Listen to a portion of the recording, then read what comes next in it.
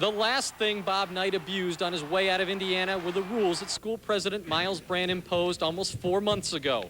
Brand made the announcement Sunday, but placed responsibility for the decision squarely on Knight. The school had no alternatives, Brand said, because Knight routinely violated the strict code of personal conduct devised to control his behavior.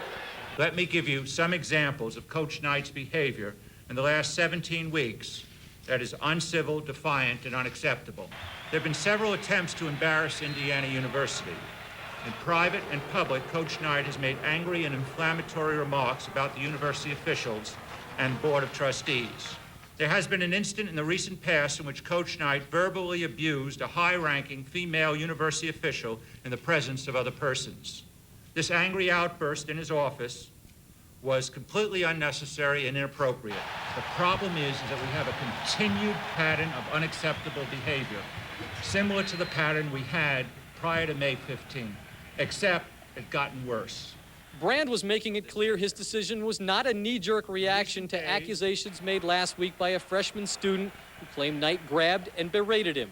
While Knight has maintained his innocence, Brand said he's convinced Knight was guilty of wrongdoing in the incident, still under investigation. We believe they have settled the factual aspects of the case. The coach reached out and initiated physical contact with the student on his arm, and the two had, according to varying accounts, an uncomfortable exchange. It is not in dispute that the coach reached out and grasped the young man's arm in an unwelcome fashion.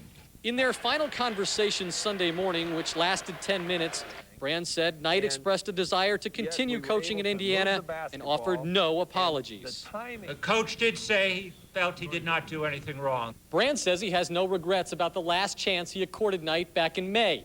He says it was morally the right thing to do. His only regret is that Knight failed to uphold their agreement. According to Brand, Knight's final act of what the president called gross insubordination came when he refused to cancel a fishing trip on Saturday to Canada. In Indianapolis, I'm Ed Werder, ESPN. Thank you, Ed. Late Sunday night, Bob Knight returned to Indiana from his fishing trip in Canada to meet with his now former team. Rich? Well, as Dan intimated before, in the end, Bob Knight got no farewell tour, did not leave the floor for the final time after being honored for decades of service at Indiana.